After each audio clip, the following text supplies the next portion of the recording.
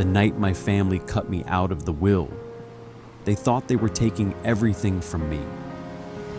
My father stood at the head of the table, calm, controlled, certain, like he had already calculated every outcome, like there was nothing left to question. The lawyer sat beside him, flipping through documents. My sister was across from me, confident, relaxed, like she already knew what was coming. And maybe she did. Because in that family, things like this weren't spontaneous. They were planned, discussed, decided, long before anyone else was told. "Let's make this official," my father said. No emotion, no hesitation, just finality. The lawyer began reading. Legal terms, structured language, cold, precise, deliberate.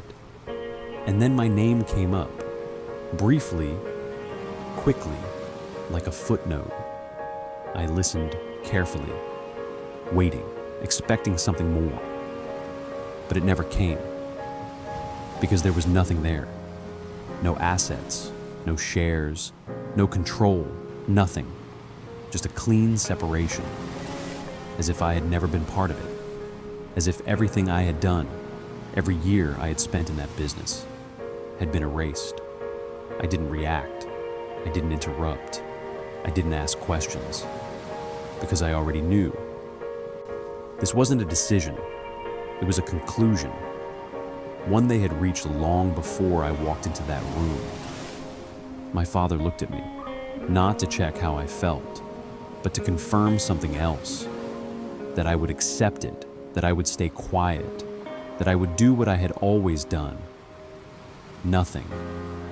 And for a moment, I almost did, because that's who I had been in that family. The one who didn't push back, the one who didn't fight, the one they never had to worry about. But something about that moment felt different, not because of what they were taking, but because of what they believed. They thought this was the end of my story. They thought removing me from the will meant removing me from the future. They thought I was losing everything. And that's where they were wrong. Because what they didn't know, what they never even considered, was that I had already walked away from what they were fighting over. Years ago, quietly, without announcement, without permission. While they were busy deciding my place in the family, I had been building something outside of it, something they couldn't see, something they didn't understand, something they didn't control. And the company they had just taken from me was no longer the most valuable thing in the room. Because by the time they finished reading, I already owned the one thing they couldn't survive without. My name is Lucas Bennett. I'm 32 years old now. And for most of my life, I was part of a system I didn't fully understand. My family didn't just own a business.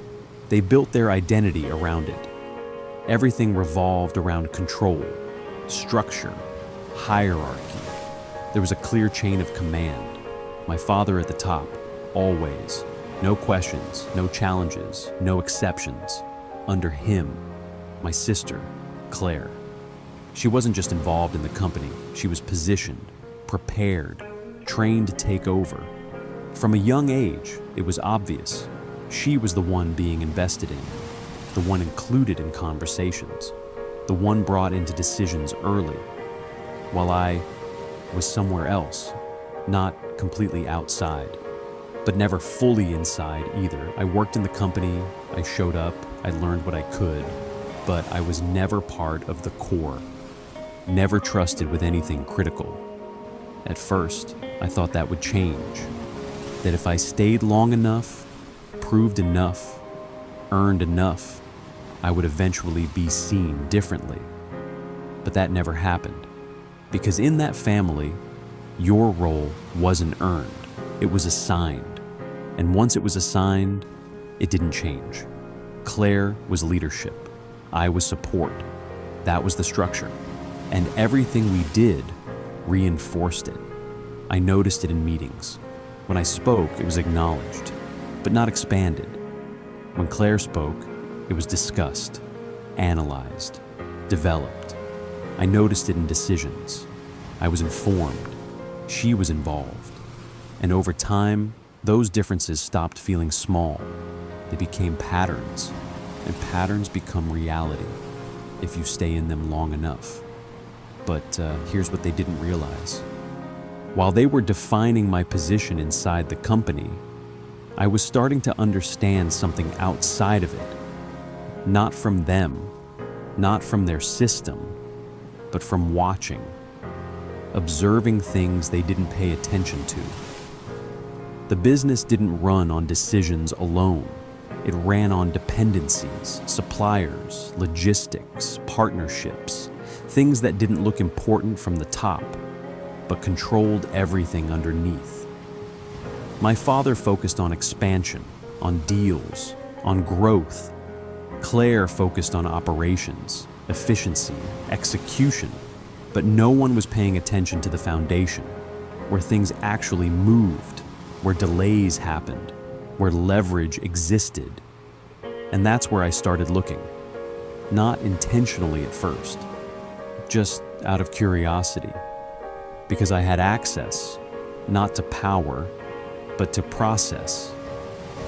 And process tells you more than power ever will. I started noticing patterns. Which suppliers caused delays? Which ones had influence? Which ones the company depended on, but never questioned? And one name kept coming up, again and again. A mid-sized logistics partner. Nothing special on paper, not the biggest, not the most visible, but critical, quietly essential, almost invisible, until something went wrong. Then everything slowed down. And suddenly, they mattered. A lot. I asked about them once, casually, during a meeting. Claire dismissed it. "Not strategic," she said. "We have bigger priorities." My father didn't even respond, because from their perspective, she was right. But from mine, something didn't add up. Because if something small can slow down everything, then it isn't small. It's leverage. And leverage is where control actually lives. That was the first time I started seeing the business differently, not from the top, but from underneath. From the parts no one respected, but everyone depended on.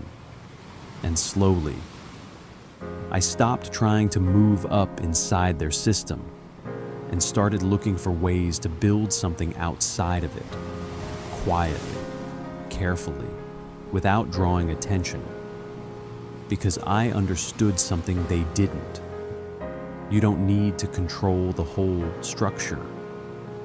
If you control the part, it can't function without. The shift didn't happen all at once. It never does. At first, it was subtle. Small changes in responsibility. Meetings I used to be part of that I suddenly wasn't invited to anymore. Decisions I used to hear about early that I now found out after they were already made. No one explained it. No one needed to. Because in that environment, things didn't have to be said directly to be understood. I started noticing it more in weekly meetings. I was still there, still sitting at the table. But my role had changed. Not officially, just in reality. When I spoke, people listened. Briefly, then moved on. No follow-up, no discussion. Like my input was a formality, something to acknowledge, but not consider. And then Claire would speak. Same room, same topic. But everything shifted. Questions, engagement, ideas building on ideas, energy, momentum. Like what she said mattered more, not because it was better, but because it was expected to be. That difference wasn't written anywhere, but it was clear, and over time, it became impossible to ignore. One meeting in particular stayed with me. We were reviewing a new expansion plan. Large deal, high risk. Everyone was involved. At least, everyone that mattered. I had spent weeks looking at the numbers, not from the top line, but from the operational side. The dependencies, the weak points, the things that could go wrong. So when the discussion opened, I spoke. Calm, direct, pointing out a potential issue with one of the supply chains. Not dramatic, just something that needed attention. Claire nodded slightly, then responded, "We'll manage it." That was it. No questions, no deeper look, just dismissal.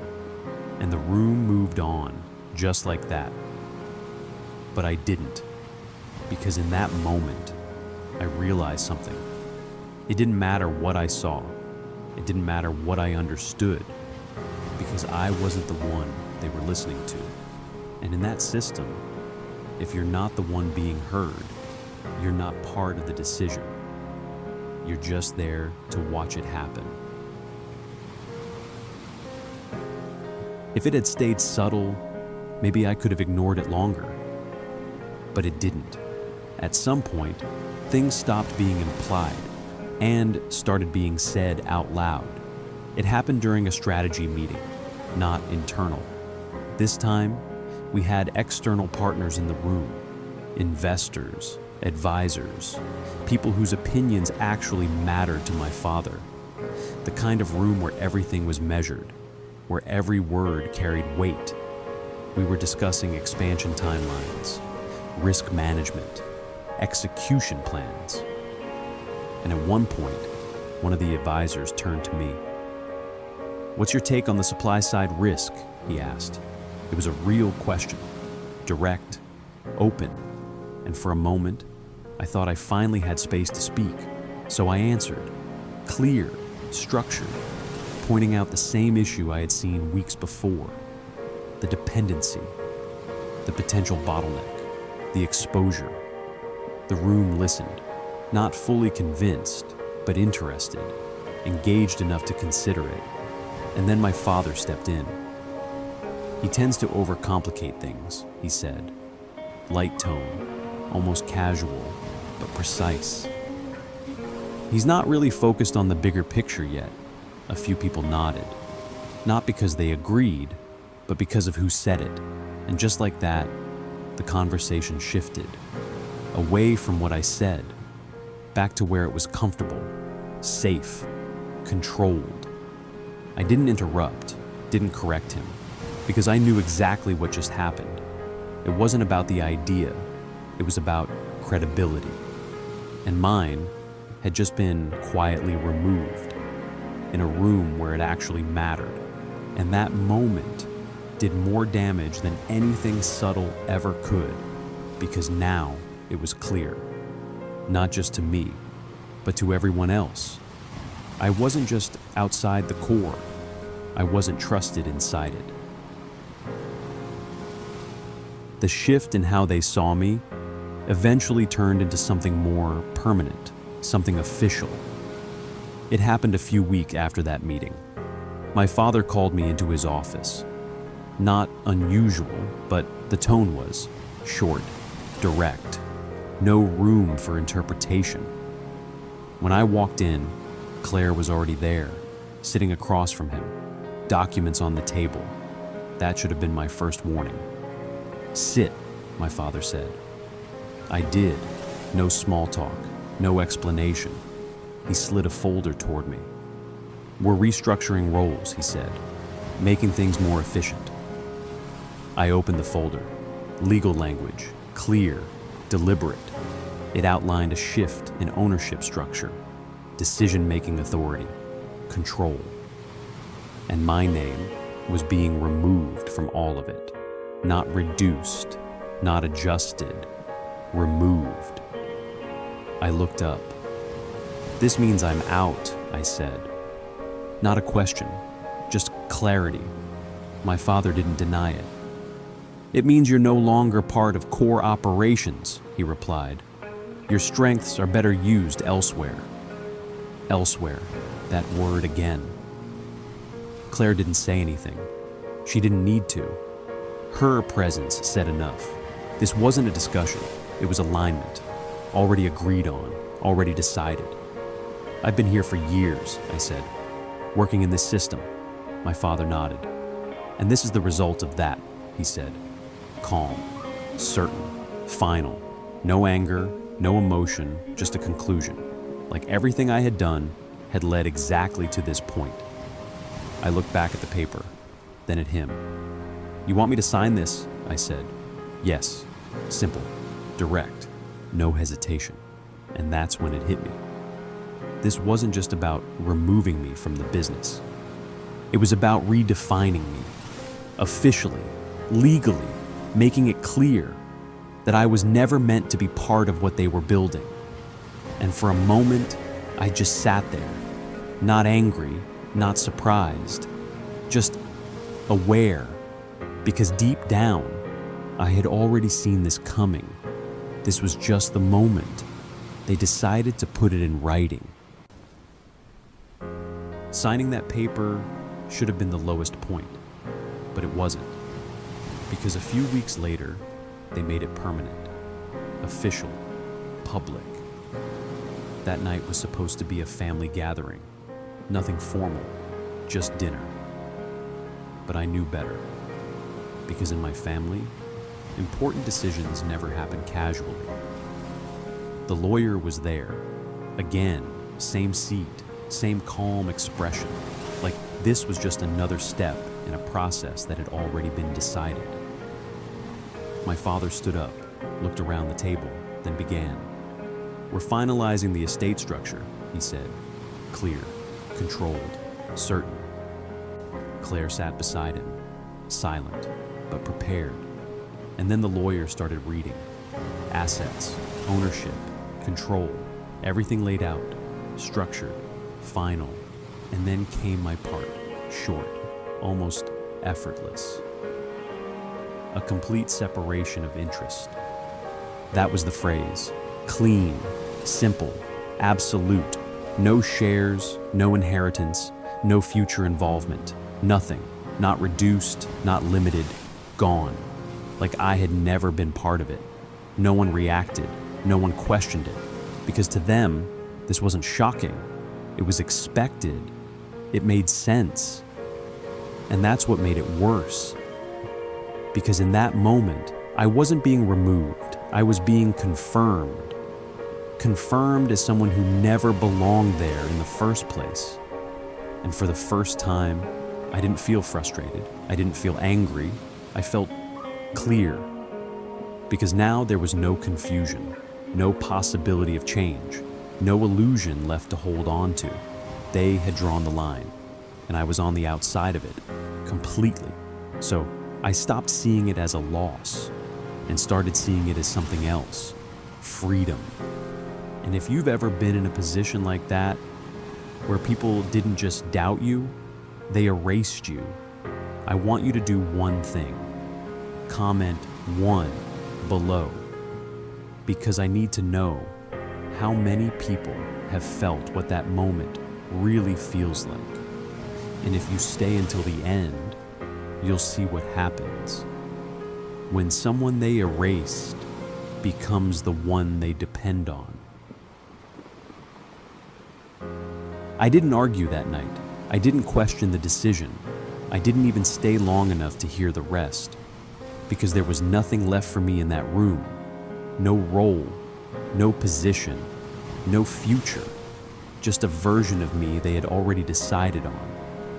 So I left, quietly, no confrontation, no final words, just distance. And for the first time in years, it didn't feel like I was walking away from something. It felt like I was stepping out of something that had already been closed around me. That night, I drove without a destination.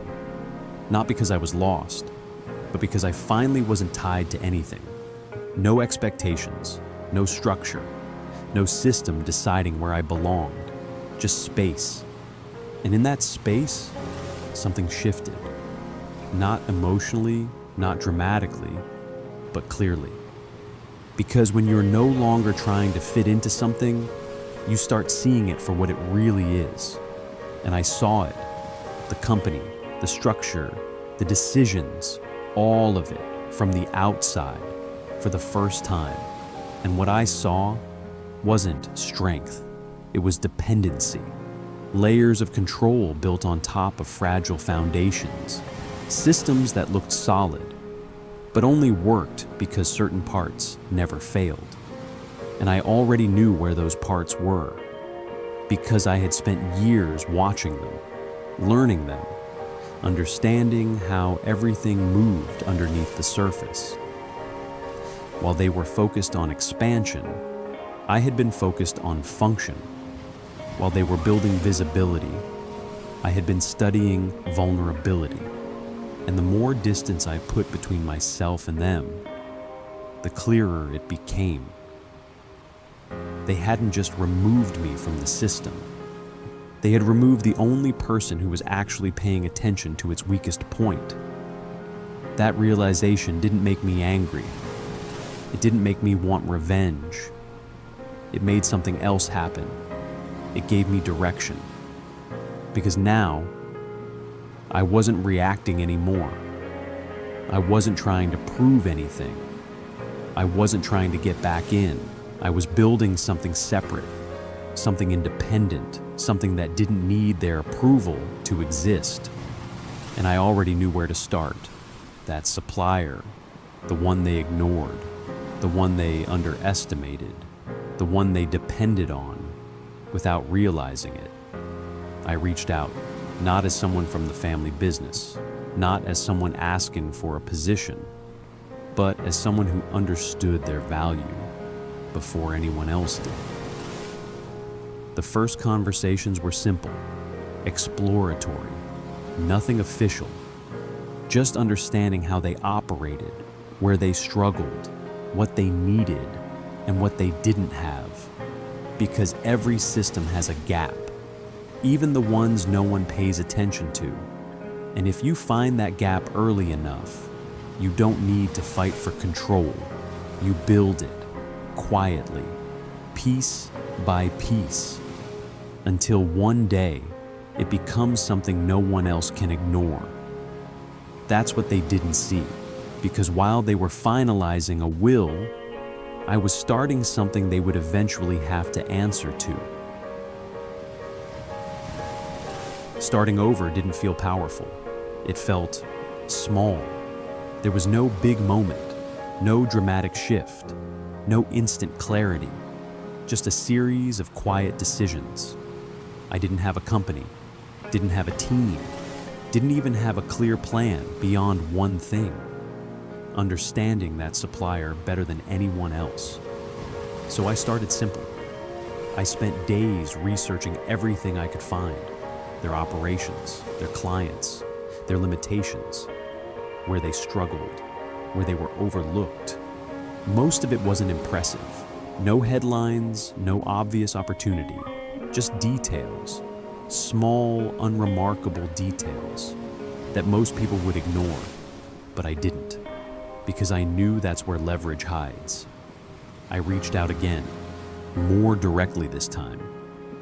Not as someone looking for a job, but as someone offering insight. At first, they didn't take me seriously. Why would they? To them, I was just another outsider. No authority, no reputation, no reason to trust me. But I didn't push, didn't try to impress. I just kept showing up, kept asking better questions, kept pointing out things they already felt, but hadn't fully defined. Slowly, the conversations changed, from polite to curious, from distant to open. And eventually, they started asking me questions back. Not big ones, not strategic ones, just small things, operational, specific. But that was enough. Because I wasn't trying to control anything yet. I was trying to understand everything. And for the first time, I wasn't inside someone else's system anymore. I was building my own position, quietly, carefully, from the one place no one else thought to look.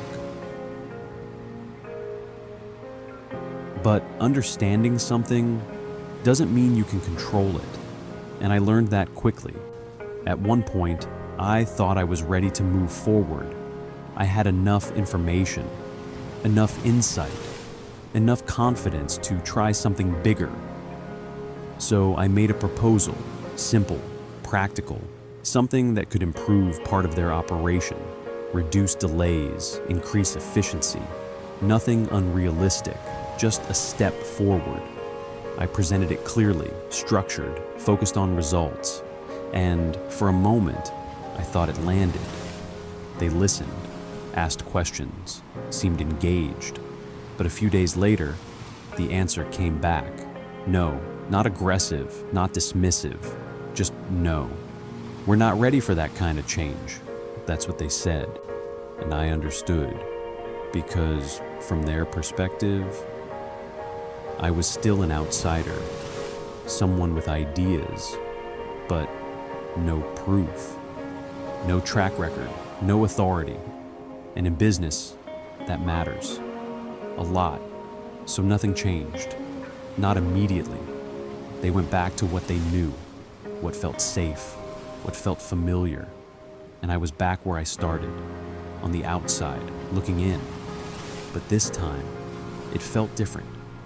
Because before, rejection meant I didn't belong. Now, it just meant I wasn't positioned yet. So instead of pushing harder, I adjusted. I went smaller, more specific, more focused. If they weren't ready to change everything, then I didn't need to change everything. I just needed one entry point, one place where I could prove something worked, something real, something measurable. Because I realized something important. Leverage isn't built by big moves, it's built by small ones that actually work. The entry point didn't come from a big opportunity. It came from a problem no one wanted. One of their smaller clients had been struggling. Frequent delays, missed timelines, nothing critical, but consistent. Enough to create friction, enough to be annoying, but not big enough for anyone to prioritize, which made it perfect. I asked about it during one of our conversations, casually, like I was just curious. They explained the issue: fragmented coordination, too many small variables, no one owning the full process. I had seen that pattern before, not just in their system, but in my family's company. Same kind of gap, different scale. And I knew exactly what it needed. Not a full overhaul, not a major change, just clarity, ownership, a simple structure to connect the pieces. So I made a different kind of offer. Not a proposal, not a strategy, just a test. Let me handle this one case, I said. No long-term commitment. No risk. At first, they hesitated. Of course they did. I still wasn't proven. Still wasn't part of their system. But this time, the cost of saying yes was small, and the problem wasn't important enough to protect. So they agreed. One case, one process, one opportunity. That was it. No big announcement, no recognition, just a small window. But that was all I needed, because I wasn't trying to change their business. I was trying to show them something they couldn't ignore once they saw it working. And for the first time, I wasn't asking for a place in the system. I was creating one. I didn't treat it like a small task, even if that's what it looked like, because I understood something they didn't. This wasn't about fixing a delay. It was about proving control. So I approached it differently, not from the outside, but from inside the process. I mapped everything, every step, every handoff, every delay point, not guessing, not assuming, tracking it in real time, and the issue became clear almost immediately. It wasn't one big problem. It was a chain of small ones. Miscommunication, timing gaps, no single point of responsibility. Everyone was doing their part, but no one was managing the whole. So I simplified it, cut unnecessary steps, assigned clear ownership, created one flow instead of 5 disconnected ones. Nothing complex, nothing impressive, just structured, clean, aligned. And within days, things started moving differently, faster, smoother, predictable, no sudden delays, no confusion, just flow. The client noticed first, then the internal team, and then the people I actually needed to see it. The supplier didn't say much, but I could tell, because the conversations changed again. Less hesitation, more direct, more open. "What did you do differently?" one of them asked.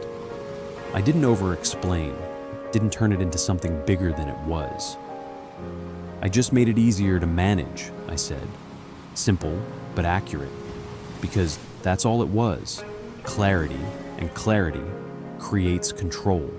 That one case turned into another, then another, still small, still quiet, but consistent. And consistency builds something powerful. Trust. Not the kind you ask for. The kind you earn without saying anything. And for the first time, I wasn't just someone with ideas. I was someone with results. And results change how people see you, even if they don't say it out loud. What started as small fixes didn't stay small for long. Because once something works, people rely on it. And once they rely on it, it becomes part of the system. That's exactly what happened. The supplier didn't just see improvement.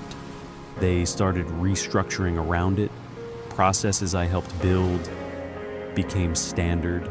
Workflows I introduced became default. And without anyone officially saying it, my position changed.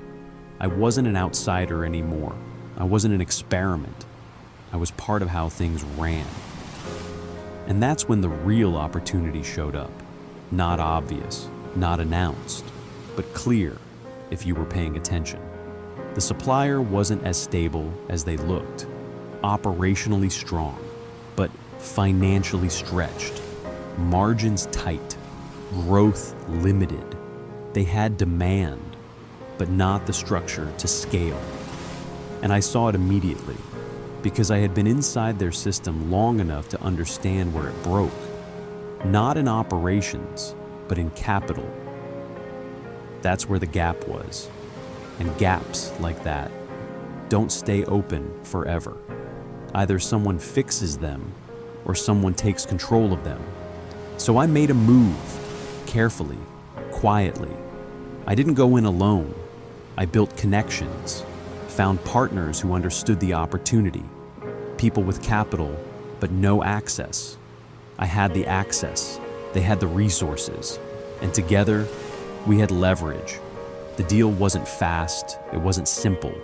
It took time, conversations, negotiations, trust, because this wasn't just an investment, it was control. And eventually, it happened. Not publicly, not dramatically, but officially. We acquired a controlling stake. Not the entire company, not everything. Just enough. Enough to make decisions. Enough to influence direction. Enough to control what actually mattered. And just like that, everything changed. Not on the surface. The supplier still looked the same, operated the same, served the same clients, including my family's company. But underneath, the structure was different, because now, the part of the system they depended on was no longer independent.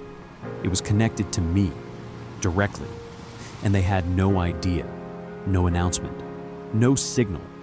No reason for them to even question it, because from their perspective, nothing had changed. But from mine, everything had. The company they had cut me out of was now dependent on something I controlled. Not partially, not indirectly, completely where it mattered. And the most interesting part, they still thought they had all the power because they were looking at the top, at ownership, at titles, at what was visible, while I was controlling what actually moved the system.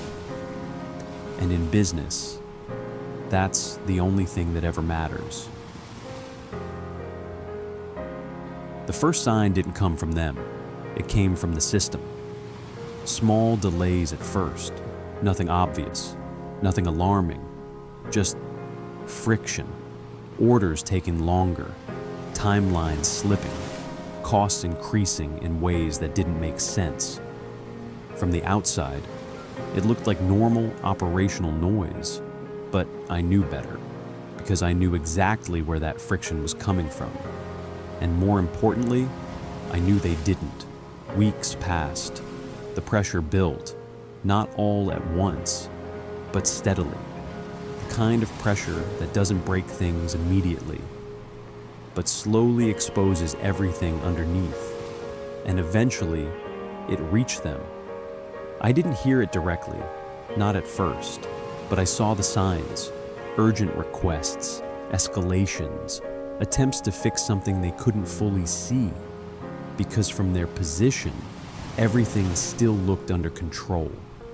On paper, in reports, in structure. But reality doesn't operate on structure. It operates on flow, and their flow was breaking. Then the call came, not from my father, not from Claire, from someone else inside the company, someone I used to work with.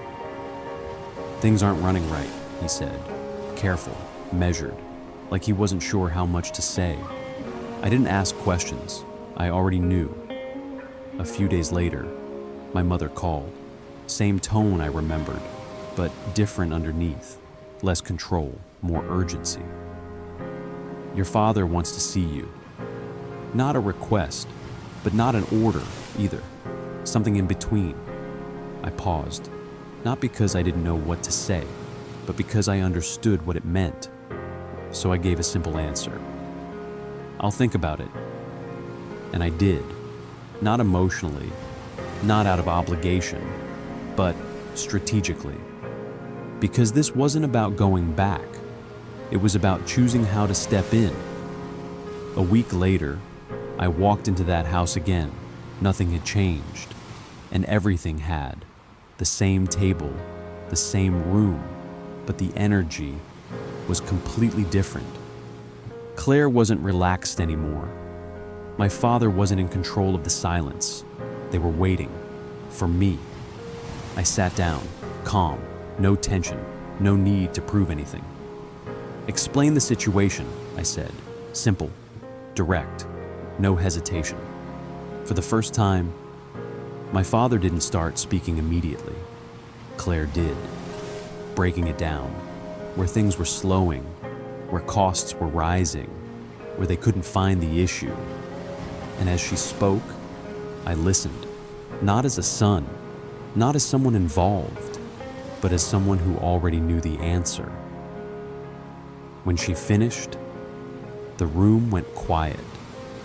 They looked at me, not with authority, not with judgment, but with something new, uncertainty. And that was the shift. Because uncertainty means they no longer control the outcome. I leaned forward slightly, looked at the numbers, then at them. "You're not dealing with a growth problem," I said. "You're dealing with a dependency problem." They didn't respond, but I could see it. They didn't understand, not fully. So I continued. "You built your system assuming certain parts would always hold." I paused, then added, "They don't anymore." My father finally spoke. "What are you saying?" Calm, but not confident. And that's when I said it. carefully, clearly, without raising my voice. You're dependent on a structure you don't control. Silence, heavy, real. Because in that moment, something started to connect. Not completely, but enough. Claire looked at me, focused, serious. "What do you know that we don't?" she asked. And that question said everything. Because for the first time in my life, they weren't telling me what I didn't understand. They were asking me what I did. I didn't answer immediately. I let the moment sit, let them feel it. Then I said one thing. "I know exactly where your problem is." I paused, then added, "And I know how to fix it." My father leaned back slightly, studying me, trying to understand something he had never needed to before. Me.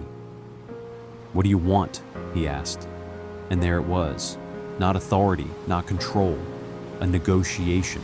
Finally, I didn't smile and didn't react. I just gave him the truth. "Access," I said. "Decision-making power." A pause, then equity. No emotion, no hesitation, just terms. Because this wasn't personal anymore. This was business. And the system they had built without me was now something they couldn't fix without me. The same company they removed me from was now sitting across from me, waiting for my decision. I didn't rush my answer. I didn't react emotionally, because this moment wasn't about proving anything anymore. They had already seen the result. They were already living inside it. So I gave them exactly what they needed. Not more, not less. Clear terms, clear boundaries, clear control. And for the first time, they agreed without pushing back. Not because they wanted to, but because they had no choice. Because the part of the system they depended on was no longer theirs. And that's when it became real. They didn't lose control in one moment. They lost it the day they decided I didn't matter. The day they stopped paying attention to the part of the system that actually held everything together. And if you've ever been in a position like that, where people cut you out, underestimated you, or decided your value before you had the chance to show it, I want to ask you something. Do you fight to stay in their system, or do you build something they can't operate without? Comment 1 if you've ever been underestimated. Comment 2 if you chose to build anyway. I'll read every single one.